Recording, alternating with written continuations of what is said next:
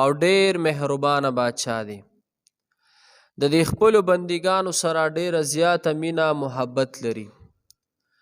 او په مخ د ځمکه چې دا څومره مخلوقات الله تعالی پیدا کړي دي، کاغه زناور دي، چرین پرین دي، جنات دي، په دې ټولو مخلوقاتو کې الله ته خوښ مخلوق هغه انسان دی. او بیا په انسانانو کې الله ته خوښ انسانان چې دی هغه مسلمانان دي. او الله جل شانه د دې مسلمانانو په توبه باندې ډیر زیات خوشحالیږي.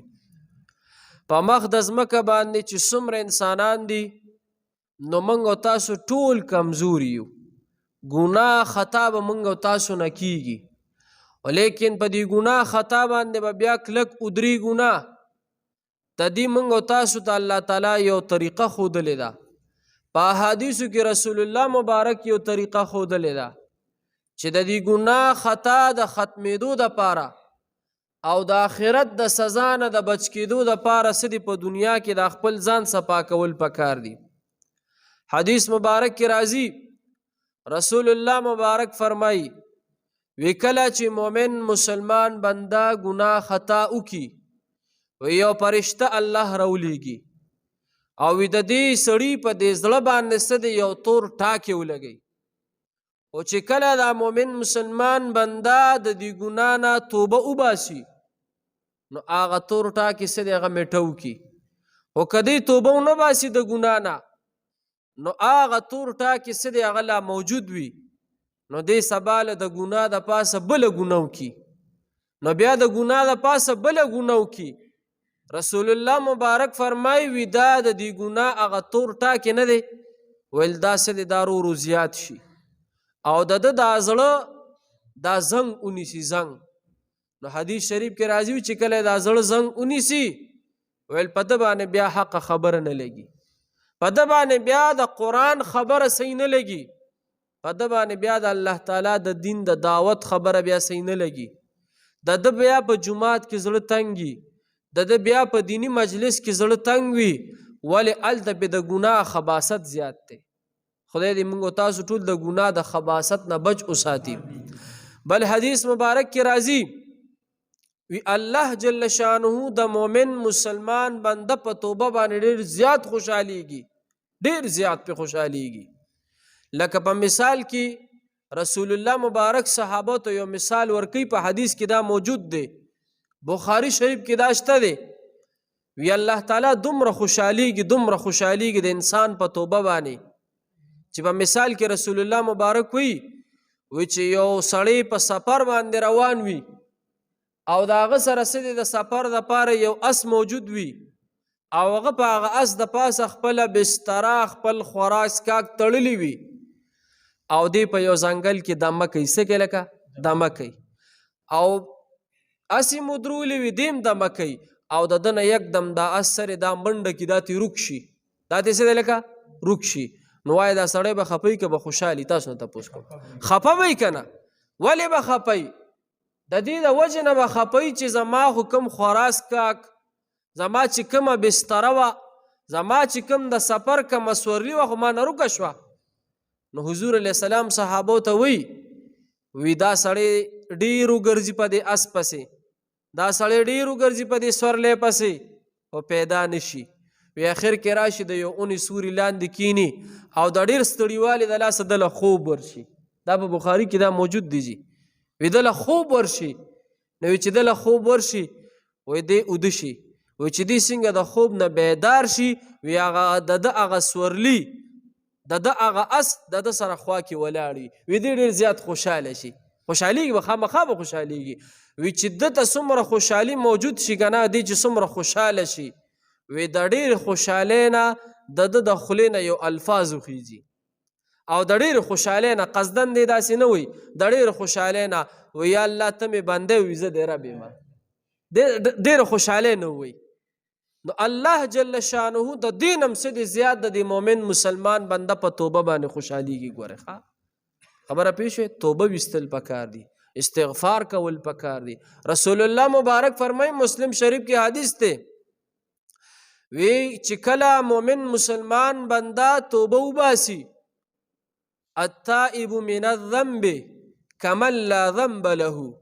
رسول الله مبارک وی چې کله مؤمن مسلمان بنده توبه وباسي د ګناه نه چې خدای بیا به دا ګناه نه کوم، وی داسې شو چې د اړو ګناه کړې نه ده. خبره پیښ وي.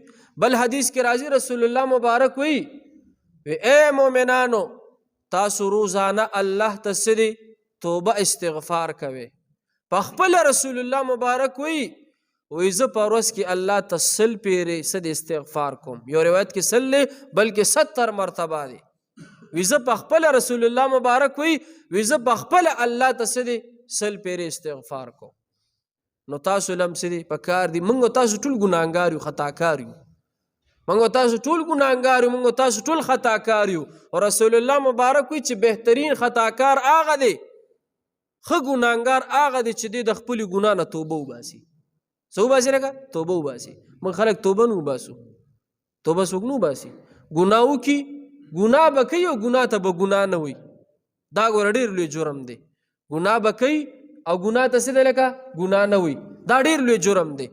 کله چې ته یو ګناه کې خطا کې او ګناه ته ګناه نه وي نو دا ډېر لوی جرم دی.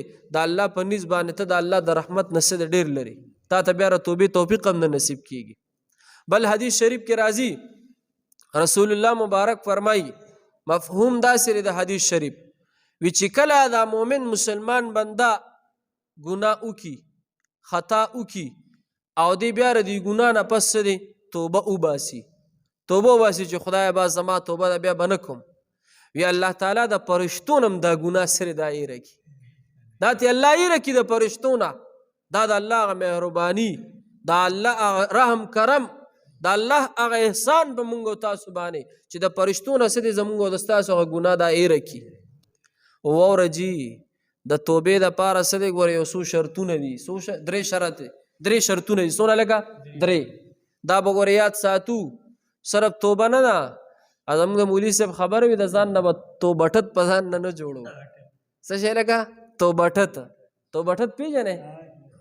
توبټت پېژنې لکه توبه وای زما توبه خدای زما توبه سار بیا ګناه کی، سار بیا ګناه کی، توبه زما توبه بیا سار بیا مړه توبه بو باسو کنه دته توبه ټت ویل کیږي.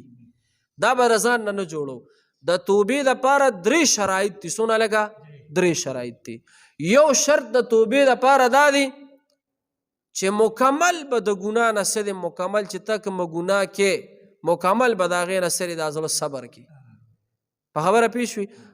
دویم نمبر شرط دا دی چې هغه د ګناه هغه ماحول ته به بیخي زینا او په هغه ګناه به څه دی شرمنده به شرمنده الله ته، الله ته به نادم وي په دې ګناه باندې چې خدای زه په دې څه دی شرمنده یم. او دریم نمبر شرط ولا دا دی چې آینده دپاره به مکمل عزم وکړي چې بیا به زه ګناه نه کوم. په خبره باندې پیښ وي که نه.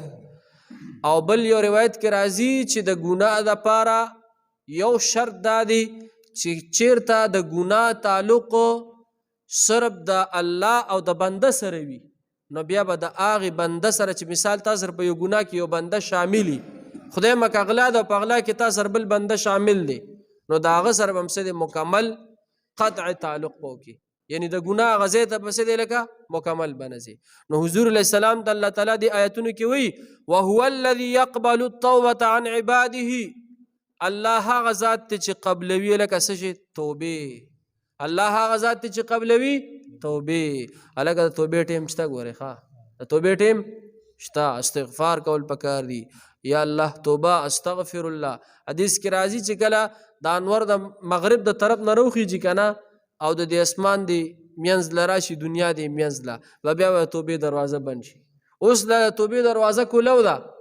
حدیث کې راځي د توبې دروازه دومره لویه دروازه ده دومره لویه دروازه چې یو اس باندې سړی کیدي که نه او 70 سال دی مزل وکي نو د هغې دروازې هغه سورې به څه دی لکه ختم به نه شي. په خبره باندې پېښ شوې لکه د توبې دروازه څه دی لکه کولو ده. ویعفو عن السیئات ویعلم ما تفعلون. الله هغه ذات دی چې د ستاسو ګناهونه څه دی لکه معاف کوي. الله هغه ذات دی چې موږ او تاسو چې څه کوو الله پې څه دی لکه خبردار دی. دا که چېرته زموږ ستاسو ذهن کې دا رالل که نه چې الله ما ویني بیا به موږ تاسو نه ګناه خطا نه کیږي. که چېرته زمونږ په زړه کې دا رالل چې الله ما ویني، الله په ما قادر دی، بیا به ګناه څه دی لکه بیا به ګناه نه کېږي. په خبره باندې پوه شوې؟ ګورئ جي سبق ته. ام یقولون افترى علی الله کذبا، آیا وای دوی چې تړلی دی په الله باندې دروغ. فإن یشاء الله یختم علی قلبک، نو که الله غواړي مهر به ولګوي ستا په زړه باندې. ویمحو الله الباطل، او ختموي الله باطل لرا. ويحق الحق بکلماته، او ثابتوي حق لرا په خپلو خبرو سره. انه بشک الله پاک علیم خبردار دی بذات الصدور، په هغه خبرو باندې چې د خلکو په زړونو کې دي. وهو الذي، او دا الله ذات دی، یقبل التوبه، چې قبلوي توبه د خپلو عن عباده د خپلو بندګانو نه. ويعفو عن السیئات، او معافي کوي د ګناهونو د بندګانو نه. ويعلم ما تفعلون، او الله ته معلوم دی هغه څه چې تاسو یې کوئ. ويستجيب الذين آمنوا، دعا قبلوي الله پاک دا کسانو چې ایمان یې راوړی دی. وعملوا الصالحات، او نیک کارونه کوي. ويزيدهم من فضله، زیات ورکوي الله دوی ته د خپل فضل نه. والکافرون لهم عذاب شدید، او چې کم کافران دي د هغې دپاره سخت عذاب دی. صدق الله